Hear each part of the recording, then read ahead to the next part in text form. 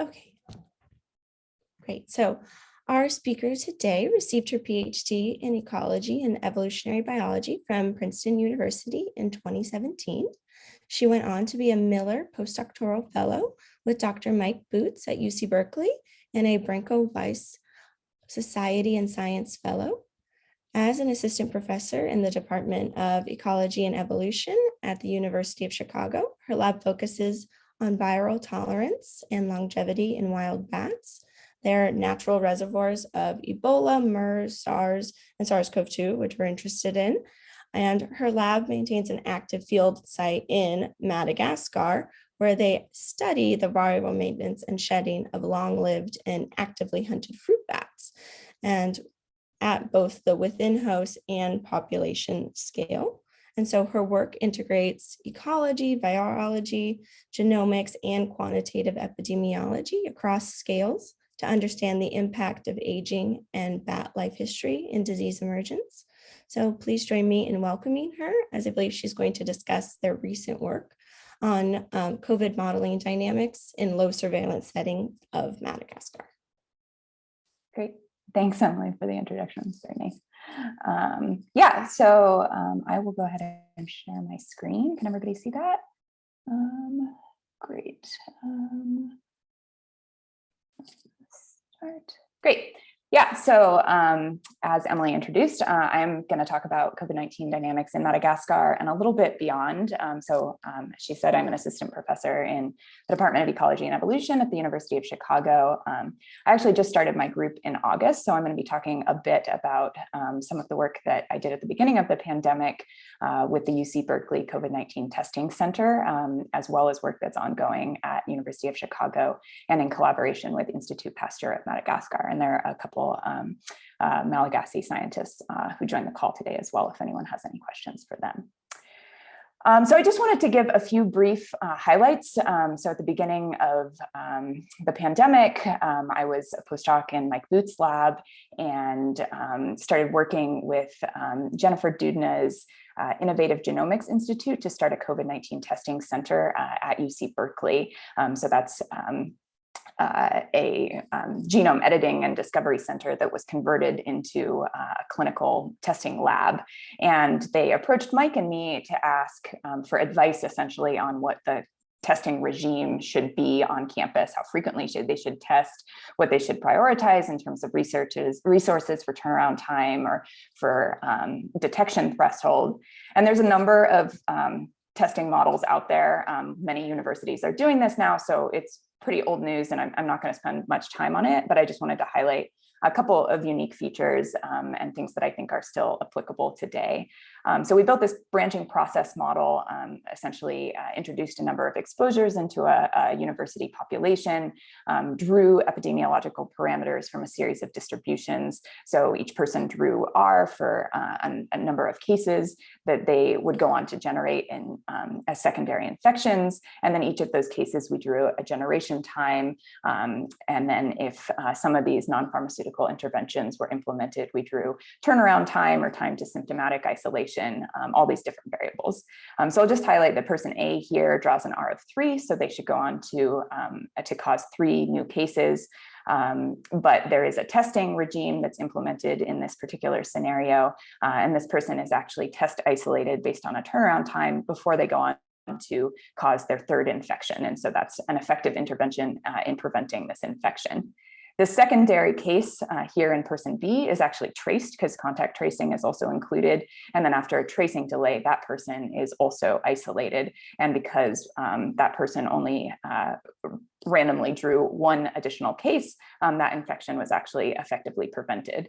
The 3rd person, person C, was exposed by person A, but was not traced, and so goes on to cause subsequent infections as well. But in this case was isolated based on symptom isolation before causing their 2nd case.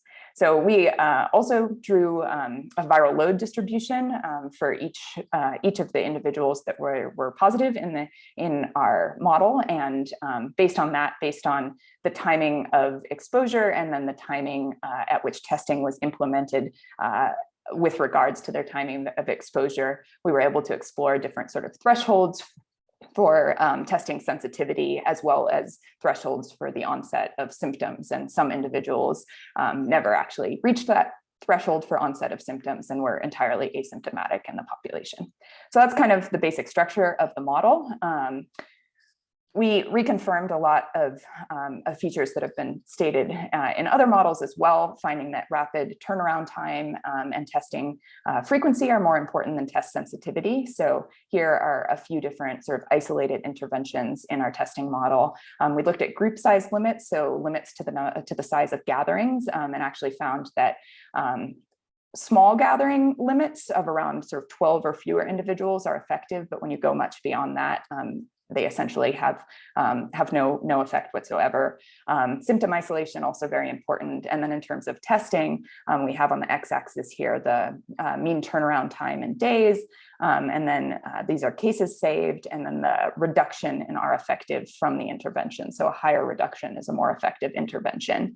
And these three different color shadings show the viral load differences from 10 to the first as the most effective, 10 to the fifth, and then, or 10 to the third, and then 10 to the fifth viral loads per microliter of RNA. And just as kind of a ballpark, our qPCR test at UC Berkeley is sensitive down to 1 viral copy per microliter. But many of the like Binax Now home test kits are between sort of 10 to the third and 10 to the fifth in test sensitivity. And semi-weekly testing is testing twice a week, weekly once a week, and then every 2 weeks. What we were able to show is that these really slow turnaround times of 10 days are essentially ineffective in just sort of the base model, but when we include contact tracing, they are still able to reduce our effective and avert cases. And I think that this is really important. Also right now, University of Chicago, for instance, has asymptomatic surveillance testing as well.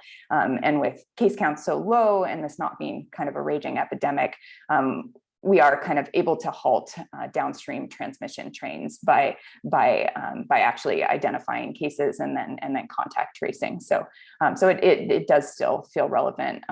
And actually in the final version of the model, we include some scenarios with sort of R naught at Delta levels and with proportion vaccinated in the population.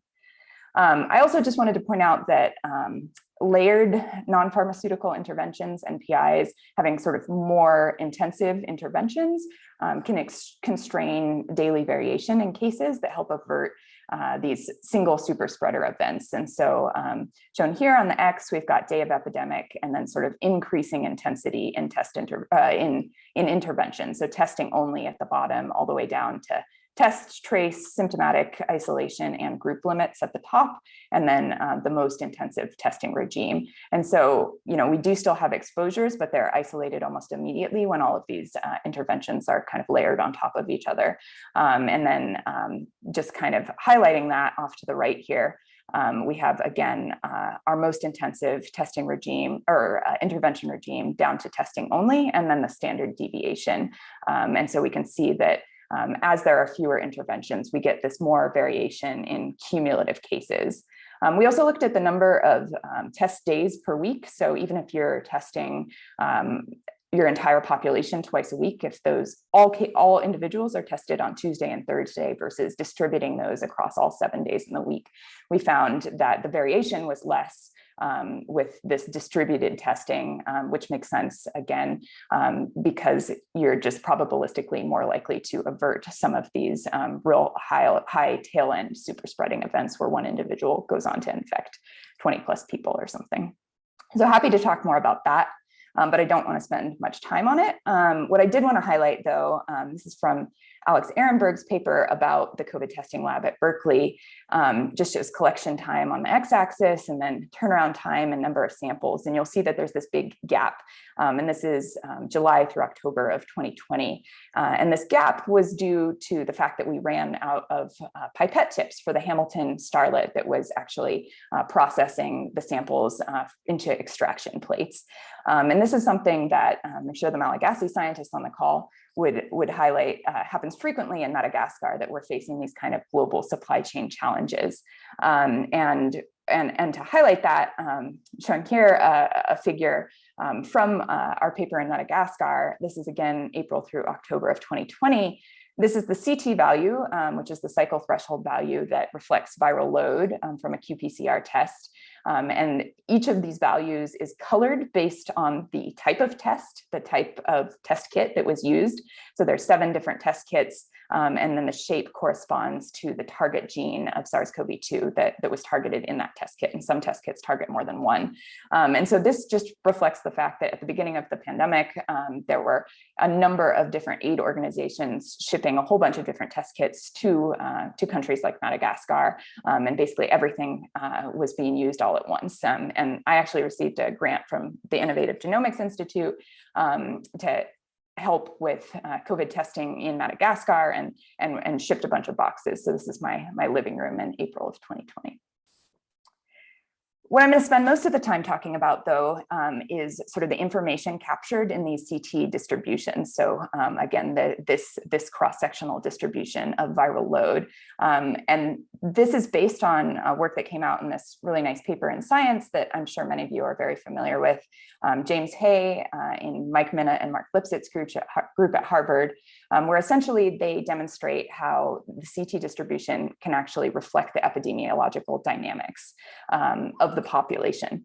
And the way this works is that essentially, if we see here, these are figures from their paper. If we see here the case incidence, as cases progress and the epidemic increases, our daily growth rate is actually declining. And probabilistically, early in the epidemic, when this growth rate is still high, we're more likely to encounter individuals who are early in their infection stage, so closer to the time of exposure. Whereas later in the epidemic, we're more likely to encounter those who are late in their infection stage. And then if you see that reflected here, this shows CT value at 0. So low CT values correspond to high viral loads, and then high CT to low viral load.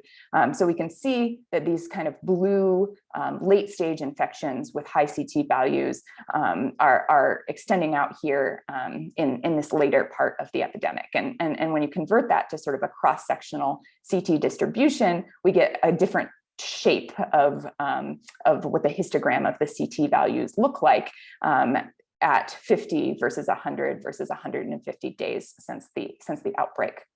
And they had observed, and a number of labs had observed across the globe, that there appeared to be a dip in CT values, or a peak in viral load that roughly corresponded to this epidemic peak. And so that's something that we saw in Madagascar as well. So the y-axis here is inverted to reflect viral load. So low CT and high viral load at 10 down to 40. And Madagascar's sort of first wave of COVID-19 was peaking just around July. So this is work that I conducted in collaboration with Swafi Andriamandimbi, and she's on the call as well. She's a virologist at Institute Pasteur of Madagascar. So if you have any questions about the COVID testing regime or any of the data, really, Swafi is going to be the best person to answer those. We contributed to a special issue of Epidemics that just came out a couple of weeks ago on dynamics of COVID in low and middle income countries, that was edited by Juliet Pulliam and a number of others.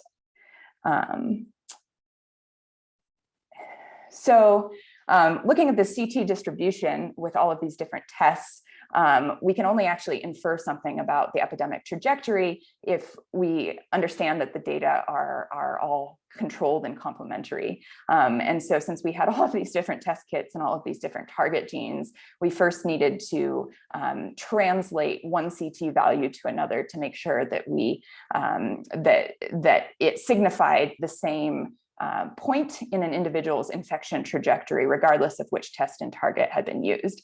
And so Swafi actually led the charge on a number of viral inoculations in vitro, and actually infected mammalian cell lines with SARS-CoV-2, and then built serial dilutions of those viral loads and use different test kits to build these dilution series. And so these are the 6 different test kits that were in use and all of the genes that each of those tests targeted. So some tests target multiple genes and some only one.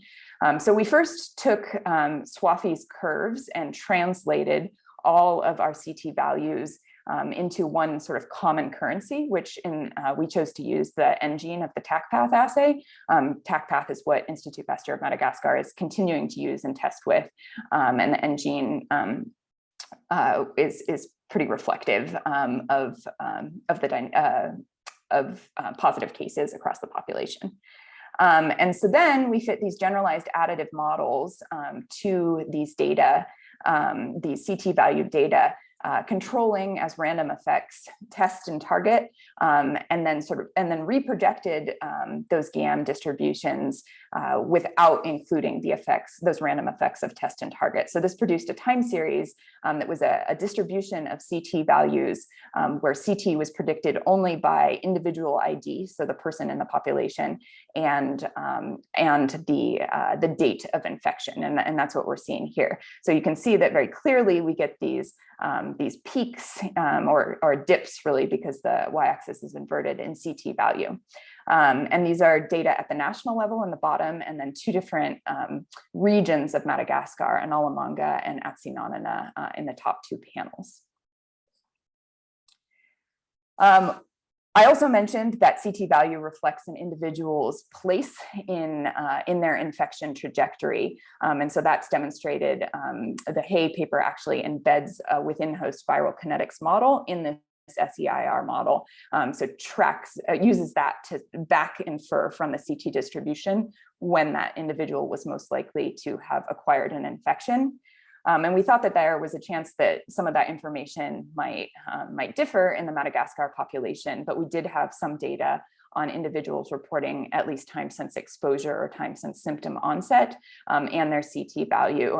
So we fit their within host viral kinetics model to those data. So these are actually, this is a GAM projection of days since infection, and CT from the Madagascar data. And then these panels here are figures from the Hay paper, but the model refit to our data. So we first estimated the within host viral kinetics parameters and then fed them back into the population level SEIR model. And then we wanted to compare this against more traditional methods of estimating epidemic growth rate, in particular methods from case count data. So I'm sure you're all familiar and probably doing RT estimation for the state of Texas right now. So using the package EpiNow2, we estimated the epidemic growth rate from the reported cases and then compared that growth rate to that predicted from the CT distribution. So I'm showing here Madagascar in its entirety in blue, and that corresponds to the national data set. And then these 2 regions, Analamanga in green, which includes the capital Antananarivo, and then Atsinanana in red. And so you can see the case counts on the left side, and then the Y corresponds to the epidemic growth rate with the 0 line highlighted. So there's 2 different sets of case count data. We have the Institut Pasteur data, which actually exactly matches the data in our CT distribution method. And then we also have this lighter color, which corresponds to nationally reported data. So we estimated epidemic growth rate using both of those data sets. They matched each other pretty well, except for some uncertainty where we kind of ran out of cases in the Atsinanana region. And then we compared it to what we predicted from our CT estimates. And so I'm just presenting the same plot here again, but highlighting this vertical line corresponds to the actual peak in case counts. So this really highlights how both the epidemic growth rate is highest prior to those infection peaks, and also how we see that reflected in this peak in viral load or dip in CT value prior to that case count peak. So we fit 2 versions of the Hay et al. Model. They have a Gaussian process model that's quite flexible, and then they have a more mechanistic SEIR model, and both of them fit quite well. We reprojected the histogram, the distribution of CT values at different weekly time points across our Madagascar data set. And so I'm showing here the blue are data, and then in purple and red are the estimates of that distribution of CT value from the two different epidemiological models across the time series of this first epidemic wave for Madagascar. And then when we extract the growth rate from that model, we show, which I'm showing right here, on the top panel, we have epidemic growth rate from the Gaussian process version of the model in red, and then compared against EpiNow2's predictions from case counts in light blue and in gray for the Pasteur data, and then for the nationally reported data. And so what we see is that they match quite well, but we have a slightly earlier peak in this growth rate that corresponds to the CT distribution. And then down here are the fits that are more cross-sectional to the SEIR model, which largely recapitulate the same thing. The sort of magnitude is a little bit harder to pin down, but the directionality of whether the epidemic is increasing or decreasing is captured really well.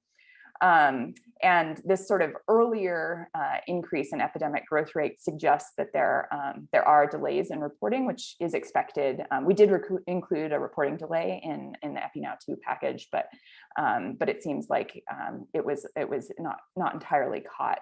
And then we get this hint of increasing infection trajectory at kind of the end of our time series, which in later data there did go on to be subsequent infections and cases in Madagascar. So it really suggests that as they suggest in their paper, that this CT estimation is highly effective as a tool in low surveillance settings where there might be limitations to the reporting of case count data. So it gives us an opportunity where a single lab that's doing SARS-CoV-2 testing in a remote region of Madagascar can actually get a handle on the underlying epidemiological dynamics in the region. So, I'm mostly going to stop there. I think I'm at time. I was told 20 minutes, but I just wanted to highlight a couple of ongoing projects that I'm happy to talk about in the Q&A. So in late 2019, we received a Cara, I'm just going to interrupt you and say, we actually have until 10:30. So if you want to take a little more time elaborating on these, you certainly. Oh, okay. I was told 20 minutes and then leave 20 minutes for questions. So that's okay. These look so interesting. You should tell us about it. Okay, I'll tell you a little bit about this, but then I'll stop soon and be happy to chat if anybody has more questions about any of these features. Yeah, so we received a Gates Grand Challenges Exploration Award in late 2019 to bring the first ever Illumina sequencing technology to Madagascar. And the impetus for that grant was identifying the etiology of undiagnosed human fevers with an eye towards sort of explaining previously undescribed zoonoses, because most of what I do is surveillance in bats. But this iSeq arrived in late February of 2020, and so we've been using it to sequence SARS-CoV-2 in country. So I'm not going to say a ton about this. Most of this work the wet lab work has been done by Hafaliana Christian Ranaivuson, who's a postdoc at Institute Pasteur and a longtime friend and colleague. So he's now contributed over 700 genomes of SARS-CoV-2 to GISAID, which is pretty remarkable because Madagascar, prior to acquiring this, iSeq had no in-country Illumina sequencing at all. So the timing was quite apt. And Christian and I are working on a manuscript right now, analyzing some of these genome data as well. So this is just from a local version of NextStrain, building a maximum likelihood tree. It's got some background sequences just for context, and then all of the Madagascar sequences are highlighted based on the tip color. So we can see that we have alpha B117 circulating in Madagascar, and also the South African variant beta that's causing a lot of cases. And the tip color corresponds to its location in Madagascar and the number of sequences to the size. So most of our sequencing is coming from Antananarivo, the capital, but we do have pretty good representation of the entire island. So we're really excited. It took quite a while to get this kind of up and running, and we were sort of shipping reagents internationally during the pandemic in the midst of a number of sort of supply chain challenges, but now things are really moving along, which is super exciting. So we've contributed some of the sequence information to a few manuscripts, but are working on some stuff that's just Madagascar focused. And then I'll also just say, in terms of sequencing, that the original sort of impetus for this project was zoonotic surveillance in wildlife reservoirs and in humans. And so my lab does catch bats longitudinally, and we fit SIR type models to long-term time series data that we collect in the field. So we recently have, this is my grad student, Gwen Kettenberg, and in collaboration with some folks at the Chan Zuckerberg Biohub, we've recently described a couple of novel Nobeca viruses, which is a subgenus of beta coronavirus. So this is a phylogeny from our paper. The SARS-Beca viruses are in purple, which is the SARS and SARS-CoV-2 clade.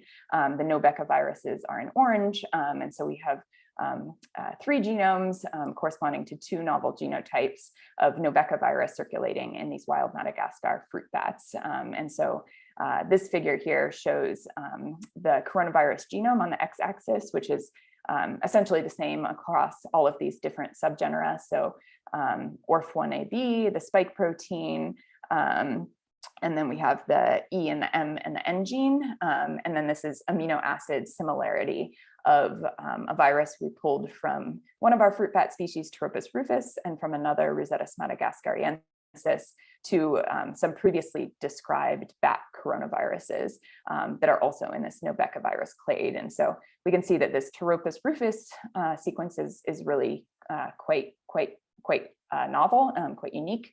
And this Rosetus madagascariensis sequence is very, very similar, basically the same virus as this previous one that has been described from Eidel and Helbum in Ghana. But then I guess I would also just highlight that there is pretty significant divergence in the spike protein that signifies this kind of ongoing host virus arms race that we see with coronaviruses and with bats. So yeah, so that is all that I had, but happy to elaborate on any of these. Misoto Besaka is thank you very much in Malagasy, and thank you to another of funding agencies. And I'm yeah, happy to take questions and talk further if anybody would like to hear more details. Awesome, thank you so much, Cara. I will maybe ask the first question and then